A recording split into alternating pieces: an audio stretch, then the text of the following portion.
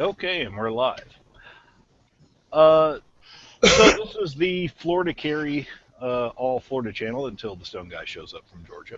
But this evening we're going to be discussing, well, the primary topic is going to be people who work in government, including people who work in legislative offices, people who work in law enforcement, and people who just generally work in any form of government who are pro gun, but they feel that they have to be closeted pro gun people, that they really don't feel that they can express those views while they're at work.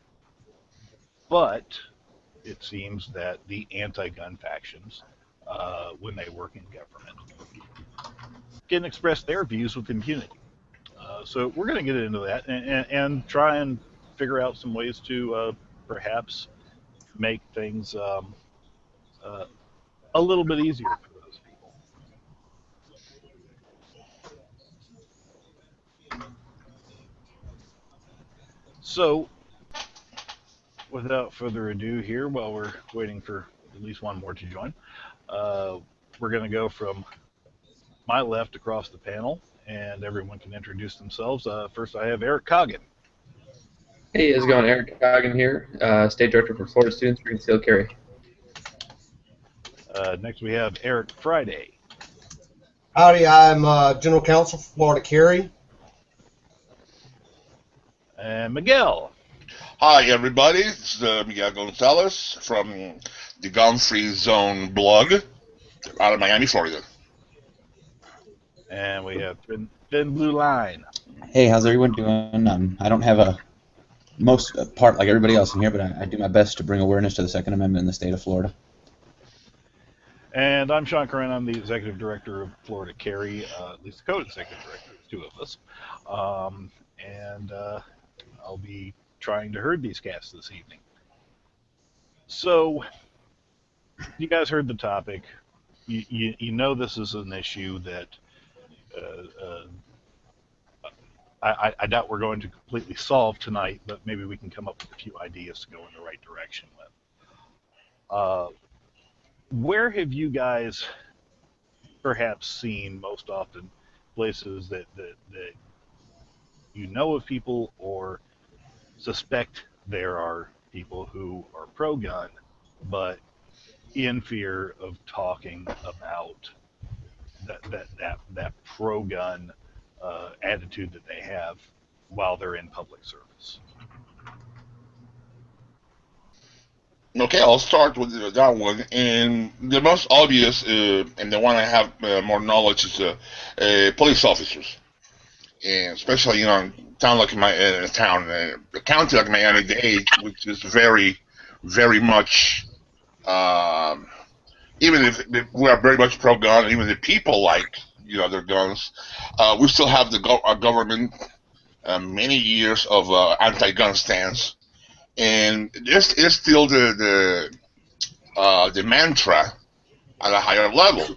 And I used to shoot at EPA, and we had our decent share of police officers shooting with us from both Miami-Dade County and Broward County, and they were pro-gun, and they gave us the tips and tell us, we're doing the right thing. We need to, civilians need to defend themselves, but they were not. They were afraid to go to the mat on that one among their peers, and because the higher ups, they are in the case, for example, of MDPD, they are selected by the elders of the county instead of being elected like other sheriffs. So, the line is, guns are bad, therefore that's our line. And if the chief calls you and we're gonna make this big, huge event, much less that is happening that now, but in front of the county building with a whole bunch of cops in uniform, you show up and you do it because it's your job, and they tell you to do it even if it's not what's in your heart. That's been my experience. Yeah, it's interesting. At the beginning of the year, Florida Carry had a gun giveaway. We gave away an AR-15, And it just so happened that the winner was a member of Florida Carry who is a sergeant with a Central Florida Police Department. And one of the first things he said was, "Hey, this is great." The second thing he said was, "But don't use my name and don't tell anyone what department I'm with because I don't want to catch any flack from the bosses for, being associated with a pro-gun group." And this guy's his police sergeant. He's in fear of his lieutenants. So when you have law enforcement that's afraid to express a First Amendment right, uh, they have a right of association. They have a right to their opinion when it comes to the average citizen being lawfully armed. But even ones in supervisory positions like a police sergeant. Right, but you got to backlash. That's a scary thing. And Stone Guy has joined us. Welcome. Hey, how are you? Appreciate the invite, sir. Yeah, and I could speak on that a little bit. It's you're always a representative of your department, and so there's certain things that they don't want to have to deal with any potential public or media backlash. It's one of those things that's kind of right. But why is that okay? Why is it okay for them to say, "Oh, well, you can't express a pro-gun view," but if we have a police spokesman or even an officer come out and say, "Well, we're a little leery about people, say, open carrying or having guns in their cars without concealed carry licenses, or even just being able to have to take their guns with them during a natural emergency." They can't. They can't say those things, but they can certainly say things against the right to bear arms. And I think that's a huge problem where we have public servants who are afraid to express their true views. Oh, I agree 100% with that. 100%. Yeah, I don't think Gary has a number of law enforcement officers as members. Of course, our members are private, and we would never ever say who they are or what departments they work for. But it makes up a large a larger than I expected when we started the organization, a large percentage of our membership. Yeah, I don't think anybody should be in fear of speaking out, whether they're pro-gun or anti-gun, because can't say one has the right to say something the other one doesn't. But I think everybody should be able to expressly talk about their view without fear of being fired or having trouble. Yeah, I just don't know how we'd ever get away from that because it is in some instances you actually you're required to kind of like a non-disclosure thing. It's what the correct term is, kind of like a non-compete, like a no-compete clause kind of thing, where you agree not to, as a representative of that, either a company or a department or whatever the case may be, that they tell you up front that you're not really, I don't know, not necessarily allowed, but you're not supposed to be a voice for anything as a representative of that company.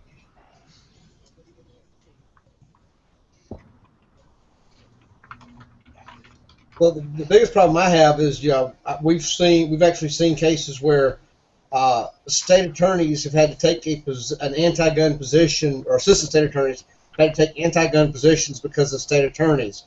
Or we've had individuals within a department have suggested to officers on the scene that that this was a bad arrest, that the gun laws were not what one officer or another thought they were. And those officers have felt like they had to shut up and let it go. Right. Well, yeah, politics has a lot to do. It's down here when we see or we call it good shooting, good defensive shooting, and that you see actually somebody from a police spokesperson coming out and saying, okay, the person did right, or the person was a good Samaritan, and you're still shocked because that's not the first reaction we're expecting to see. Actually, what we're dealing is with an entrenched mental position. I mean, they have done it for so many years that I'm guessing it's there's a little bit of cultural inertia trying to change that, and that's what everybody expects a police department or a government entity to say, and they don't want to change it. I mean, because it's big entities, be it government or private, have a lot of internal cultural inertia, and changing that takes a lot of work. Now, how do we change that? Yeah, just I don't know. It's gonna take to me. It's gonna take a long time. It's gonna have to come from the outside, and it's gonna have to be people joining the force or joining the workplace, or are being raised in a gun culture, and they're not afraid to speak out. So they're not afraid to speak out. They're not necessarily activists. It's just simply that's their regular way of life. Right. And, Well, and I think you may have just hit the nail right on the head with this cultural inertia. Um, and I have a saying that I've used quite a few times is when it comes to securing rights, in many ways the gays will lead the way. What did we see as far as public view of gay people over the past 20 years, 20 to 30 years? The view is completely shifted from, them being basically a pariah, mhm. polite society, to being completely, you know, near completely socially accepted. And now we have even the courts coming up and doing something that they've never done before and saying that, that gay people have a right to marry one another and have rights, almost creating a protected class. Um, and I think we have a lot in the Second Amendment rights movement that we can learn from the gay rights movement. Whether or not whether you agree or disagree with the gay rights movement doesn't matter in that analysis. Can we learn something from them? And I think the answer is obvious. Yes, and but also you got to remember that uh, we're talking here is people taking um,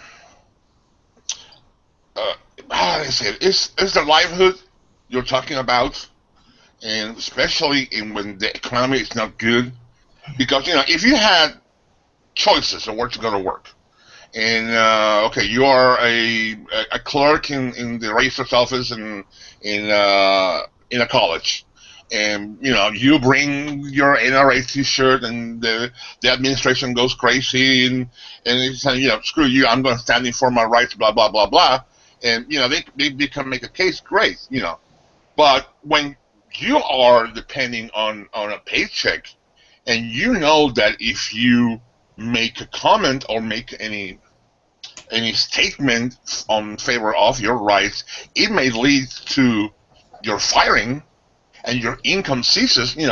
People will think. So we need to make. I understand the way the gay people did it, but also we need to. We may take a much smoother approach as one of the options. It's a sudden little invasion.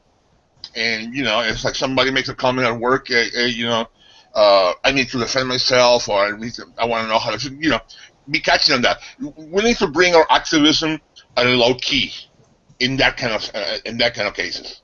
It's different from the private sector. Private sector, may get called to HR, and if you are good enough, you can tell them, to go sit on a on a chair because you're not being, you don't depend. There's not much of politics involved.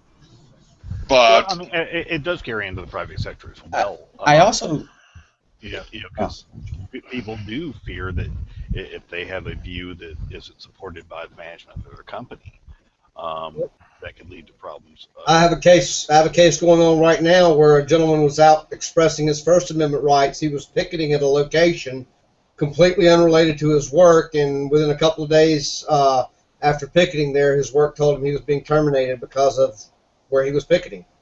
Had nothing to do with his work, nothing, no way related. So if there's an example of First Amendment rights, somebody losing their job over exercising their First Amendment rights.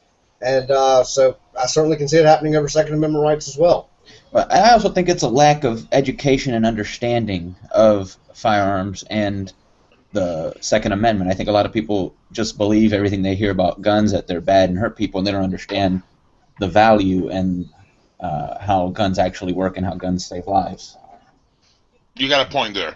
But also we need to be careful when we approach non-gun people, people who sit in the fence and have no idea one way or the other. We cannot take the risk of boring them with a huge, long historical talk. Okay, we need to make it fun. And the way you make it fun is to invite them to the ranch. Okay, and then you plant the bug in them, and once you got plant the bug in them, and they like a gun, and it's I want to keep it, I want to have a gun, and that's when you start needling them. Hey, we got people that they don't want you to have that, and that's when shotgun special, what we are now known to be in gun culture 2.0, the self-defense culture, that is a huge plus in our favor. It's like, what do you mean there's people out there that they don't want me to defend myself? So that's what we're going to do it. But we cannot be preachy. We cannot afford to be preachy because people will shut their ears down in a second. So absolutely. I mean, there's nothing worse than listening to someone drone on and on about something that you're just not interested in. Mm-hmm. Exactly. If you want to get people interested in it, get them out to the range. Show them how much fun we have doing the things that we do. One of our directors, Rob Allen, he did a post on his blog a while back about why the gun rights organizations will always win out over the anti-gun organizations because they sit around and talk about the things that you can't do, and we go out to the range and shoot guns and have a good time and eat barbecue.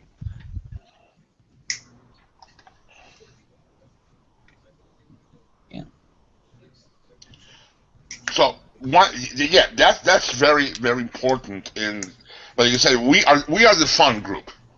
We are the people that will empower you. We are the people that believe in you should have a great time. And going back, to your analogy with the gay rights or groups, okay, you never saw them being preachy. You say, they were expansive and fun and maybe a little bit too much fun sometimes, but they had they put their best face out. Okay, and that best face is let's make it interesting.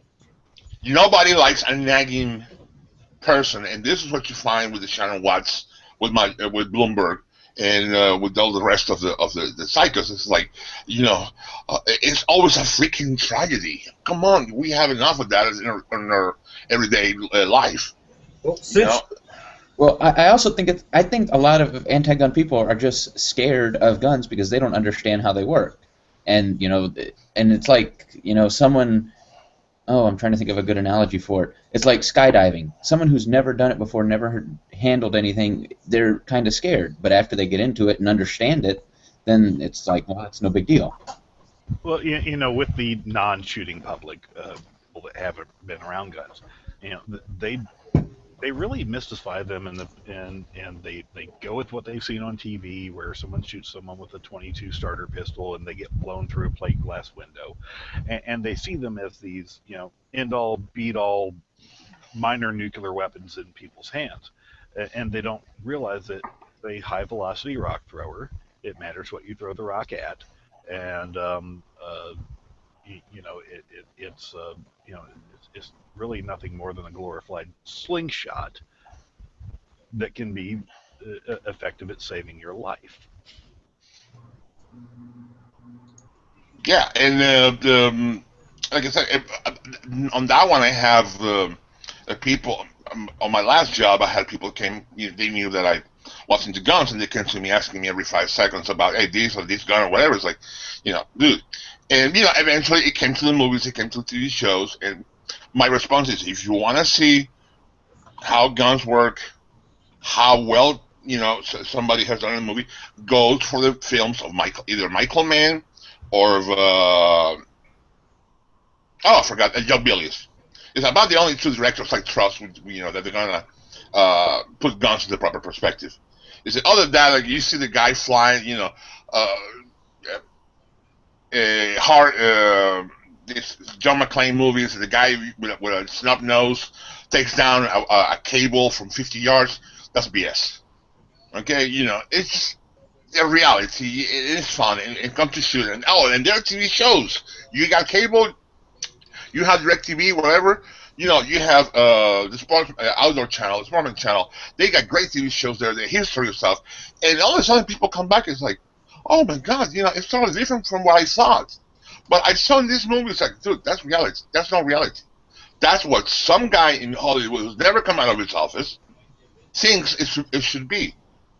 It's like events stuff you live in. It's not just the news.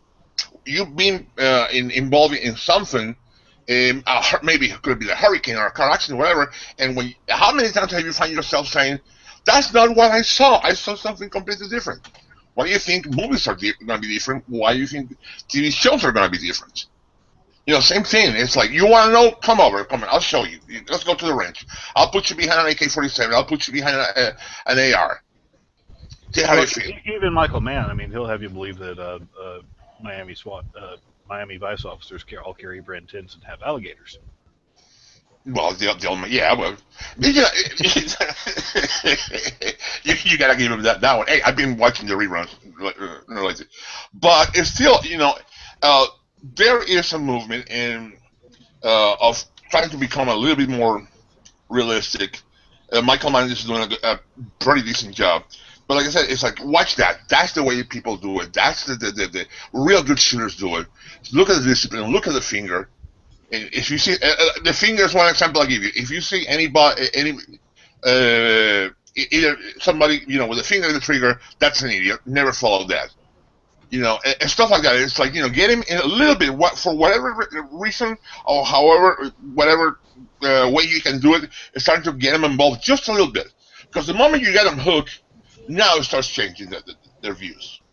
And it's like, okay. And that's going to be great with the individual, but how do we get that to the leadership? And I'll tell you, even the leadership and a lot of these governmental organizations, and I'm talking about these standard bureaucratic organizations, plus the law enforcement agencies throughout the state, up to and including even the sheriffs of some departments.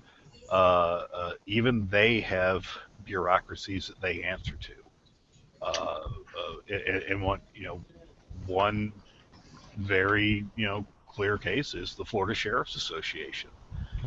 They came out this year and said, hey, yeah, you've got a right to own a firearm, but you don't have a right to carry one. And we know for a fact that there are some sheriffs in that association that are pro-gun, but they're feeling a bit bullied right now by the Florida Sheriff's Association. And so how do we even make it easier for these department heads, police chiefs, sheriffs, the sheriffs of our multiple counties, and the supervisors like the sergeant I was speaking about before? How do we make it easier for them to really be pro-gun like we see? I mean, look at the Sheriff's Association out in Colorado. Look at Richard Mack and his Constitutional Sheriff's Organization. How do we make it a culture where these people feel free to express their views and say that, well, wait a minute, I don't have a problem with civilian gun ownership. I don't have a problem with civilian gun carry, and I think it should be supported. But I mean, what can we do to help these people? Keep electing the good ones and kick out the bad ones.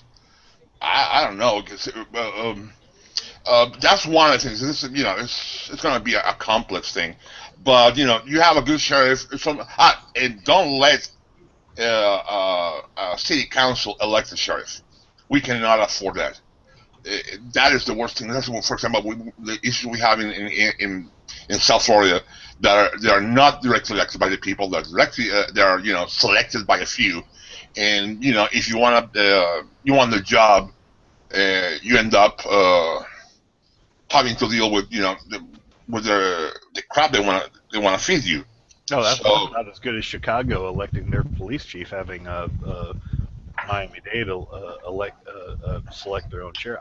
I didn't realize that Miami-Dade selected their the chief of NDPD, yeah, it's elected, not elected, and also, of course, you're gonna have your problem.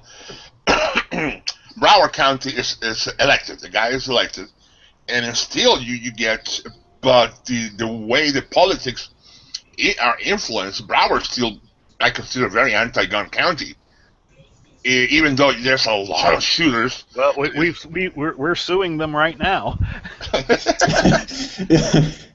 But you had Sheriff Ken Jennings, who actually went on CNN lying after the sunset of the assault weapons ban, and trying to pass a full auto AK as one of the guns that were going to be sold in every 7-Eleven in Broward County.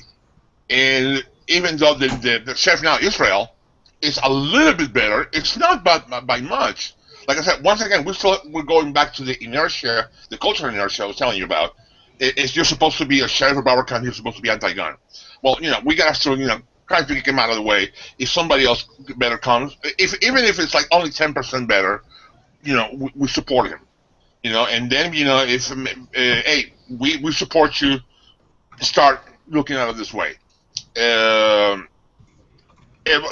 look at Detroit. Even if the police chief, even if he was, brought in, it wasn't even selected by the city. It was by the army, whatever it is, the church of Detroit right now. And the guy is supporting the Second Amendment. The guy is supporting the people right to defend themselves. Is congratulating those who have been able to defend themselves with firearms. And it's got to be shocking. If the guy ever gets, to be elected or selected, whatever, in the state of Detroit, I'm sending him money. I want that guy because that guy is an example. Okay, and when the time comes, the guy on my county is, I want you to be like that guy, if you want my support. I mean, it's gonna be. There's no solution, like I said. It's gonna be done at multiple levels, and start, money and contributions to those that are follow our way. It's gotta be one, and change the culture from every aspect, every share. And I'm talking too much, people. Somebody else joining.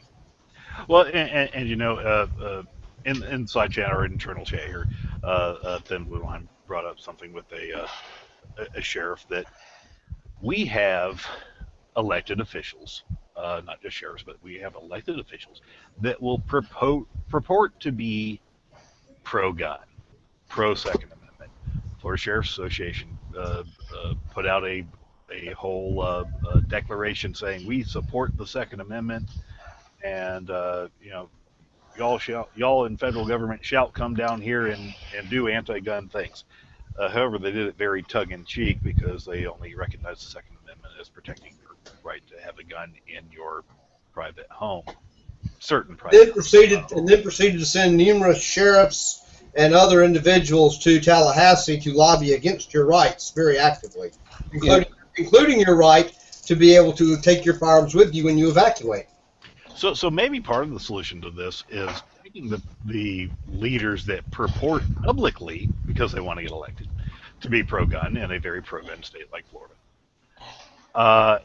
and really find better ways to hold them to task and expand that public knowledge that these are the individuals who at election time say that they're pro-gun, however, their actions speak louder than words, and they're really not. Mm-hmm. So I think more than making it comfortable for the pro-gun people, maybe we need to make it a little bit more uncomfortable for the anti-gun. Obviously. Well, the departments where you have a pro-gun leadership in place, I don't think have as many issues.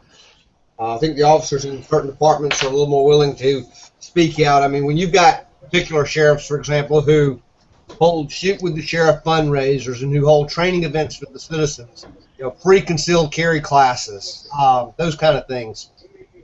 I think in those departments, you have officers who are willing to admit their pro-gun side, or whether it's not police officer, sheriff's office, police officer, or other governmental agencies. When you have people at the top that are openly pro-gun, I think it makes it easier for the rank and file to do so as well.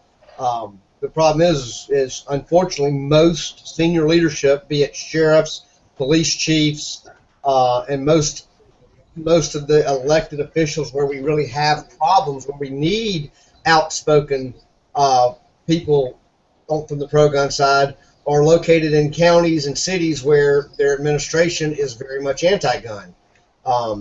We don't the counties where we've got leadership in place, we don't need the lower people to speak out because they're already supporting the Second Amendment. Their leadership is. But once you get to those counties where there's where the leadership's anti-gun, until we can change those leaders, the only other option I think is to create more, to make sure those people are covered under whistleblower statutes, under freedom of speech statutes, especially as it relates to governmental employers. There are certain protections that apply for governmental employers terminating employees for speaking their minds. Well, and I think one situation is a little bit interesting. We have a pretty pro-gun attorney general here in the state of Florida. Pam Bundy, she's a pro-gun person. However, there are a lot of state prosecutors, and not talking about the local state attorneys. I'm talking about the assistant attorney generals throughout the state, who have been in these jobs for a very long time and came in with a different set of values and are still there.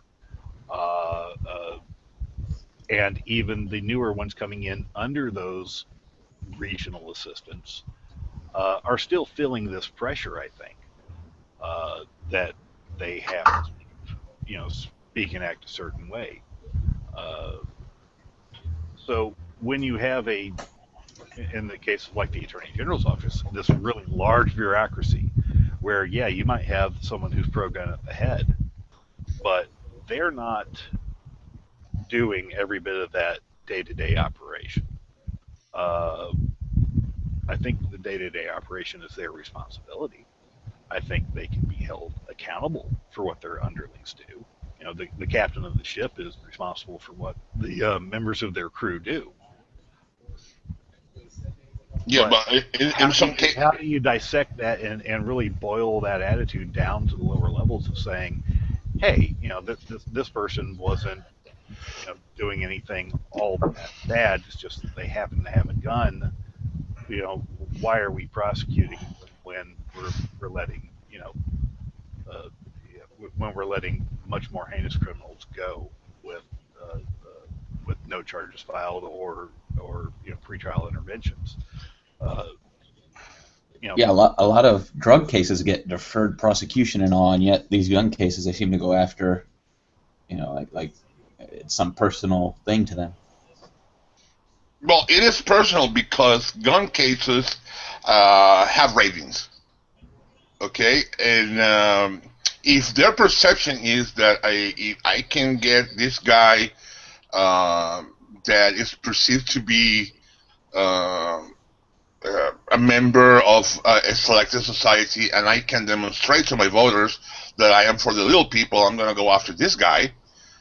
He's cooked because the attorney is the prosecuting attorney is going to go because he wants votes. That's the other thing is it's also comes back to politics. He wants to be reelected, and that is too tempting. I mean, nobody gives two darns about Joe Blow, who's got a long-standing career as a criminal, who's been in and out of the system so many times. Nobody cares about that.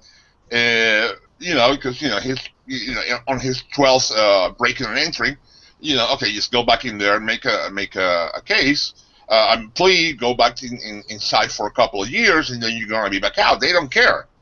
But the innocent person, the person who defends himself, is a father or a mother that has a life, has got a family.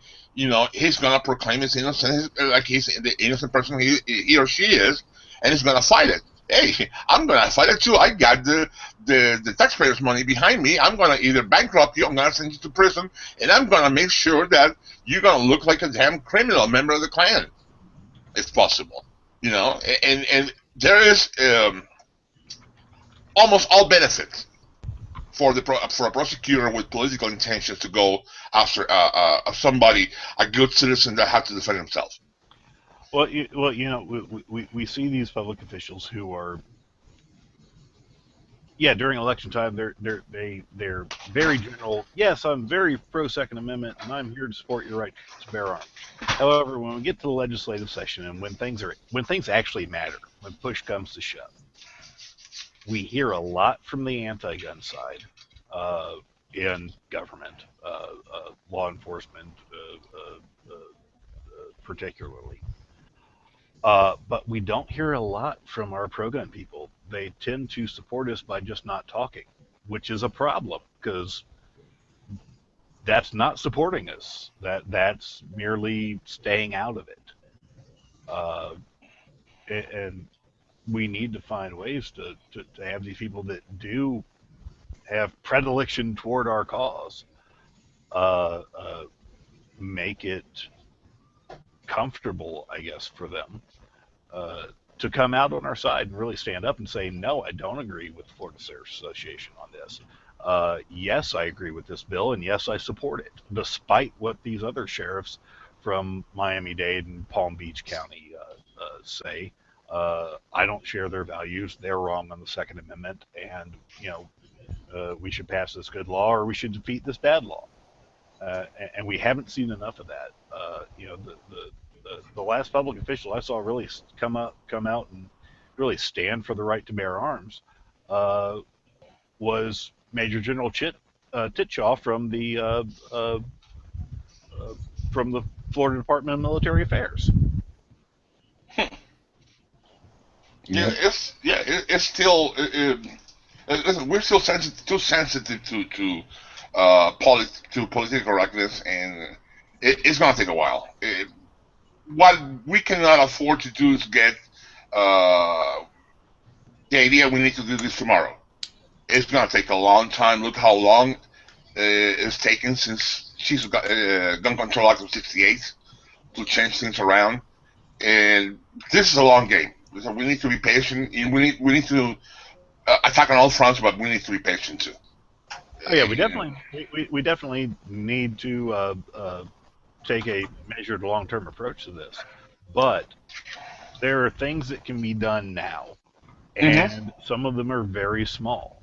But these minor culture shifts in just allowing that rank and file officer, that legislative aide, that person who works in the in the clerical division of the Department of Mattresses and Pillows, have them feel free to express themselves. We have a member of Florida Carry who worked for a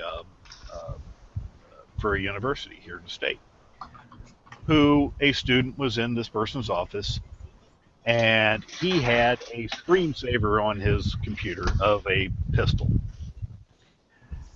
And through the game of telephone, you've all played telephone when you were in grade school. That got back to the administration. He had a gun in his office. So the dean shows up with a campus police officer. We heard you have a gun in this office. Where's your gun? And he giggles and points at his computer screen with a picture of his of the gun on the screensaver. There's the gun. This person was not tenured. They were, as employees are at our public colleges here, on year-to-year contracts. His contract was up for renewal at that time. But he was pro-gun. He wasn't his contract, and he could think of no reason other than this incident his contract wasn't renewed because of a picture of a gun.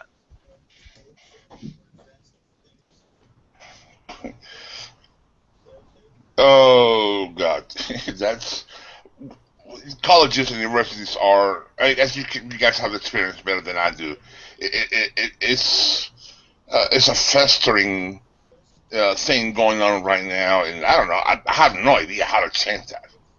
Well, I mean, we've got one state where the legislature even passed actually two states right now where the legislatures have both passed laws, and yet the students are still having to fight for the right to have a gun on campus.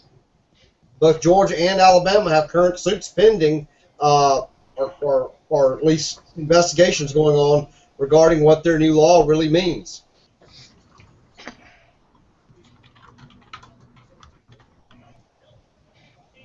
Yeah, I mean, there's a lot of gun laws, and people just don't even understand what the meaning of that law is. It's archaic jargon that they put together and made a law.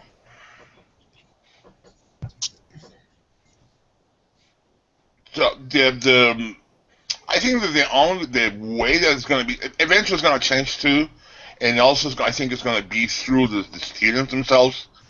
We are having a more and more generation of students coming in that are more comfortable with guns than were before. Maybe it's stupid enough through the video games, and some of them that have reached, and actually gone on shooting or were raised by people that have actually have guns. And so, even though we're still like I said, this is at the very early stages, it's just beginning, but we may see a change on that. The zero tolerance policies, they cannot last long. I mean, even I don't care how dumb have you brought kids. Eventually comes a time in their life that they're going to rebel against the authority, and that's going to happen not only in guns but several other things. It's still, it's going to take time. But like I said, this is such a huge issue. I don't know, there's no easy solutions that I can see right now. And as for government, same thing. We gotta, bring people in, and I guess lawyers. Even though I was making jokes earlier, but you're being dismissed because of a picture. It's absolutely stupid. It's like, God damn, bring the wrath of God on top of their heads because of that. I mean, you cannot be that much of an idiot. Well, the NRA, with the help of some of our legislators, several legislators this year, with the assistance of the NRA, managed to get a bill passed this year to deal with some of the zero tolerance, at least in Florida schools, so that kids who chew Pop-Tarts into the shape of a gun aren't expelled, or kids who write a fictional story about, this was my favorite, wanting to get a gun and go next door and shoot their neighbor's pet dinosaur. I saw that one yet. Clearly a work of fiction. I'm pretty sure that the neighbor, if they have a pet dinosaur, I'm pretty sure the kid's not going to be actually killing a dinosaur. But, it was such a hilarious piece that it had to be tongue-in-cheek, and yet still they want to punish these kids for this kind of stuff. Unfortunately, I think Florida started regaining some of the common sense, but we've still got a lot of common sense left to get back before we're able to really move things forward. Well, and I don't know that the school leaders have necessarily regained that common sense. It's just the legislature came to its sense and saw what these school bureaucrats were doing and passed the Pop-Tart bill. Providing some exceptions from the zero tolerance for saying the word gun or weapon or stick in an L shape or pop chop or peanut butter and jelly sandwich chewed into an L. Well, it's but that's the other thing we can do. It is bring in shame. Okay, because they manage to get away with this kind of stuff because they think themselves they're insulated, and in a sense they are. Because one of the hardest things to do is fire a teacher or a member of administration of a school. But if you cannot get rid of them, ridicule them. It's like, come on, a teacher, a pastry, and more people are I was reading something a couple of days ago. More and more people are deciding on homeschooling because they cannot deal with this thing. And okay, it's a good decision if you're a parent, but I think it's better, to bring him into shame. It's like this principal in this school that, want to have this kid, thrown in prison because he went pew pew. It's a moron, and go ahead and tell him, and also have people involved in the meetings of the school board. It's like tell him that you're an idiot. Pew pew, and it's a threat to you. You're gonna ruin a kid's life. Ridicule works. When I was a kid in grade school, yeah, we went out on the playground, we played army, and we shot our finger guns at each other, and none of us came in and shut up the school. A number of us actually joined the army later in life. And you turned out great as adults, right? Kids used to play cops and robbers at school, no problem. You take your little L-shaped twig off of the tree, and that was your gun, and you played games as children do. And now, good Lord, you point a finger gun at someone and say pew pew, and next thing you know, you're expelled and you go into juvenile detention, and the police show up and put you in handcuffs. Yeah, ridicule. That's a way to do it, and maybe eventually they'll start getting the idea that it's kind of silly. My God, I fought the police officer that would show up to a school and put a kid in handcuffs for something like that, as much as I do the school administration. Oh, true. There needs to be some common sense at some level. Now, we're not talking about a kid that went bananas and brought a gun to school. I mean, oh no, I mean certainly there are things that happen. Look, yeah, that's different. There is no excuse for a kid bringing an underage child bringing a gun to school or bringing a weapon to school unless it's for a sanctioned school activity. Look, when I went to high school, we had a shooting range at school. You could come to the campus before classes. You would check your gun with the ROTC instructor, who would put it into the secured arms room, and then after class, you could go and shoot on the high school 50-yard pistol range, pistol and rifle range for small bore rifle. And you could shoot after class, and then when you got done, you could either put your gun back in the arms room, or you could take it home, and there's your direct route to to leave the high school. And that was fine. Could you imagine a high school today that let students did what oh my God. had done? No, that would not happen until the time I was in high school, and I'm not that old. I mean, like I said, so one of the on cases like that is going to have to be ridicule. I mean, it's like bringing in this is the name and first name, last name of the idiot that did this, and bring them to ridicule. It's like, and then catch them on their lies. Probably they're doing stuff. I mean, in that kind of sense, it's got to be open. In that sense, open warfare. With them, we cannot have people just because they have a little bit of power just ruin a kid's life. That is to me so shameful. It shouldn't be. I mean, you can have zero tolerance, but okay, send the kids to study hall. Okay. So what would be the let's take kind of the extreme example where someone say, I hate to pick on law enforcement as much as we are tonight, but it's really the place where, unfortunately, we civilians have the most interaction with potentially anti-gun state actors. What if you have a pro-gun patrol officer who espouses those views and says, "Hey, Sergeant, wait a minute. Why are you harassing this guy? He's got a concealed carry license. Yeah, I see a bulge. He's probably got a concealed carry license. Leave him alone."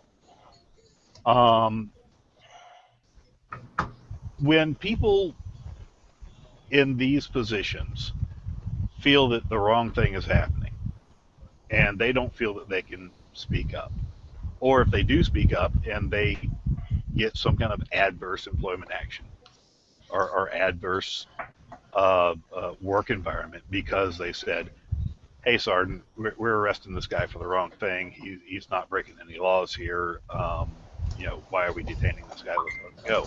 And I'm not making this situation up. It happened to one of our members, where a person was lawfully carrying. The police stopped them, and you actually have audio of an officer going, "Wait, no, this is wrong. This guy is doing, this guy is in the right. He's not breaking any laws. The sergeant is wrong. We need to let him go." But he was afraid to go to the sergeant, and the sergeant was just. We have our audio of this as well. The sergeant was unreasonable. That he was finally let go, but after a fairly lengthy detention. How do we make it so that these sergeants and these leaders who are supposed to listen to their subordinates when they have violent points, how can we make it so that the negative employment action isn't on the pro-gun guy, but it's on the person who refused to listen to reason and refused to listen to the law?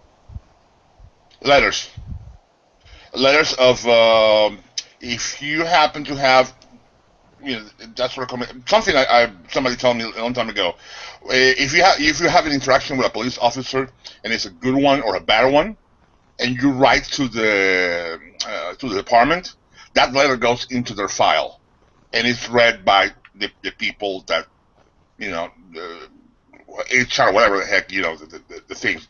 So anytime you have a good exchange with a police officer regarding carrying or whatever, you write a letter to their commanders, to the sergeant, whatever, and that goes into their file. Well, we had a case like this in Citrus County, where an officer, his Deputy Andy Cox, threatened to shoot a licensed, a concealed carry licensee who was carrying it. Threatened to shoot him in the back, said, "I don't care if he has a concealed carry license or not," and brought him to jail, and he had to spend the night in jail and actually bail out. He still has a criminal arrest record, but of course they didn't prosecute because the guy had done nothing wrong. He was concealed carrying a firearm with a concealed carry license. But he still has this criminal arrest record, even though he broke no law. Uh, and the officer, he did put in the complaint against the officer. He wrote letters to the sheriff's department. He called the sheriff's department, and they did nothing. It wasn't until we got the dash cam video and put it on YouTube. Look up Deputy Andy Cox, and you'll find it. It wasn't until that went public and went viral, and the local media picked it up and started playing it on the 10 o'clock news, that the sheriff's department finally said, "Oh, yeah, this was definitely wrong. Unfortunately, we can't discipline the officer because it was more than 18 months ago now by this point." And his union says that we can't discipline. I would go for more of the positive. If you have a positive interaction, right? And because of that goes and up, you always catch more flies with honey and pep and than anything else. But yeah, and the old school with the bad ones, you gotta go that way, unfortunately. But let's reward the good behavior. Okay, and it's like, oh, look at that, man! It's a gun guy. I had an interaction with him, and he wrote me this nice little letter, and this is cool. These are cool people.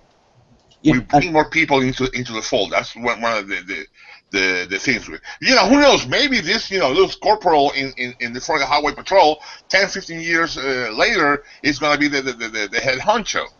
Okay, and as long as we keep having the memories he holds of us, of the interactions he has with us, are positive, they are going to influence his view.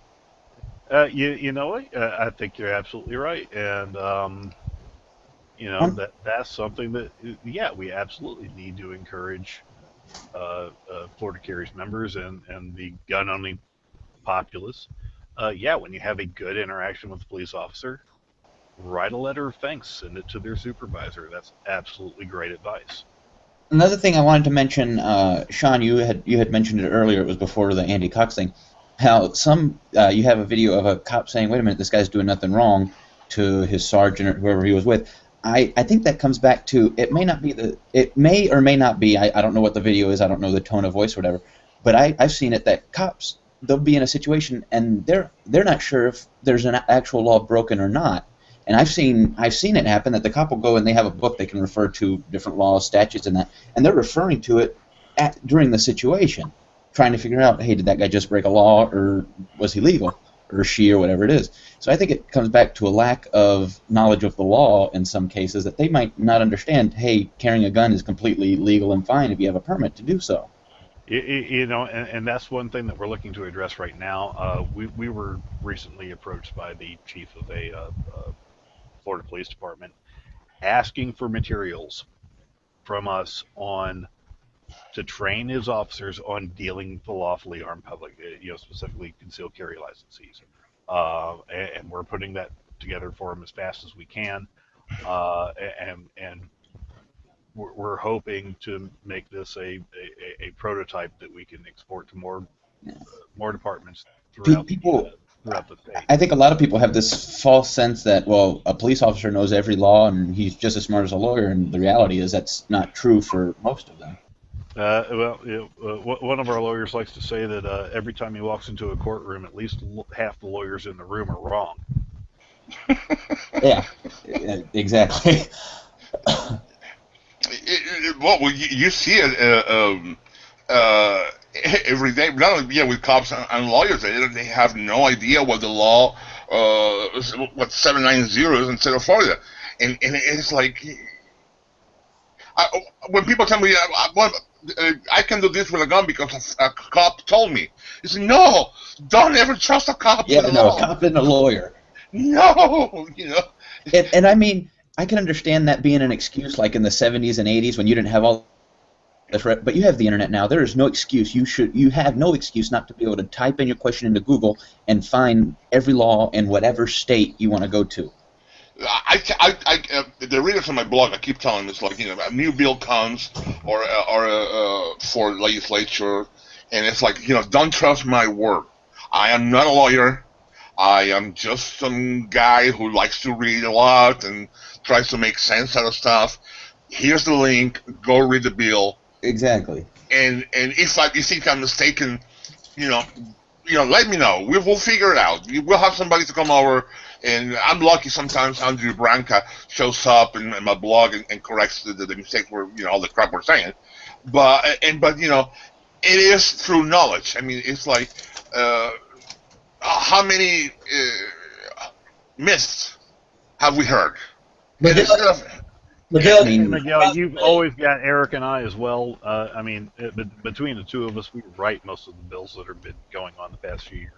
Well, Miguel just impressed me. The fact that he has Andrew Branca commenting on his stuff, that's another guy to pay attention to. He's got a blog, Legal Insurrection, where he posts to his blog is Law of Self-Defense, but he also contributes to Legal Insurrection. And Andrew Branca is a guy that I read everything I can get from him in terms of his take on self-defense cases, because I think he's one of the more knowledgeable lawyers I know on self-defense issues. I mean, there's no excuse not to know your laws. I mean, even I understand reading it may be confusing, but you can go online and find a simpler version to read. I mean, you don't have to read the direct word for word crazy version of it. You can pretty much look it up, and they have it that anybody can understand it. And I'm not a lawyer, and I'm not by any means the smartest man in this chat here, but if I can understand it, I think everybody else can. Yeah. We need that. It's the more we read, the more we get informed. Is the best, and you know, God, it's like I said, we have the internet, and even before the internet was that popular for and stuff were available. I mean, here in Florida, we had the book. By Goodmaker. I forget the title now. John Goodmaker's book. I mean, John Goodmaker's Florida Firearms Use and Ownership. If you can walk into a gun show in South Florida and not find that book, I'll give you $30. Okay? Or I'll buy you a copy of it. God. Yeah, and you know, he writes a very good book. His legal analysis is usually pretty spot on.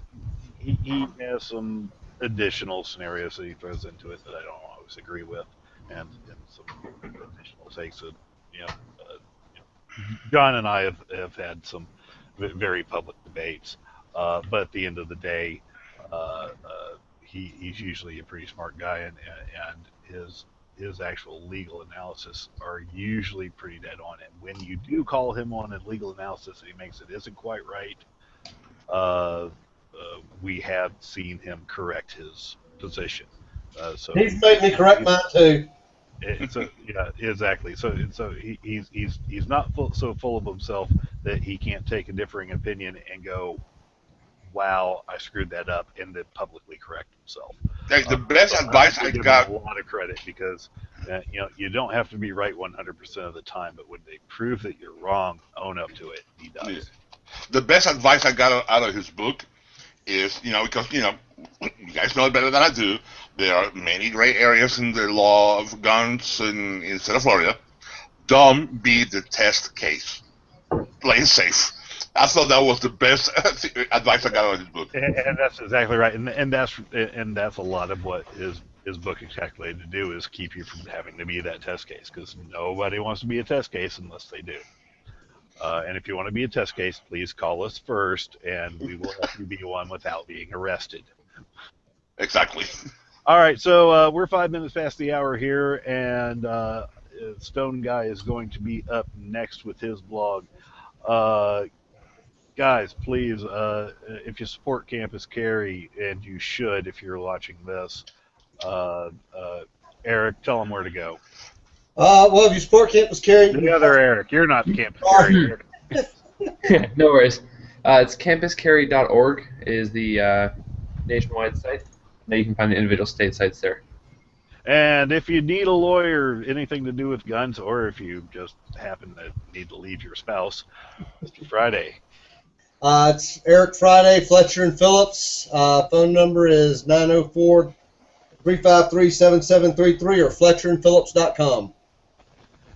And if you want to see some of these snarkiest, most intelligent bloggerati online, Gun Free Zone for Miguel.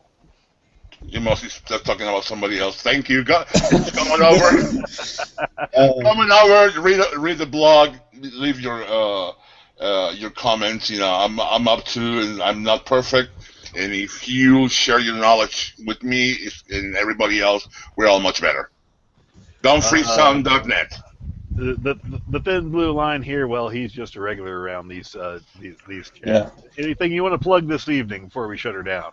No, not really. I mean, this is a great chat, bunch of smart guys here, great knowledge on the Second Amendment and the laws in the state of Florida. I mean, okay. Obviously, Florida Carry, we're here fighting for your Second Amendment rights in the state of Florida, and it's not, guns are not the only thing in the Second Amendment. We are not we are not a gun rights organization. We're a Second Amendment rights organization. That's your right to self-defense and your right to bear arms, and that means all manner of arms. Up next is Stone Guy's chat. So we'll see you over there. If you go to gunchannels.com, you can find his chat, and I'm probably going to sneak over there if he'll have me. Good evening, everyone.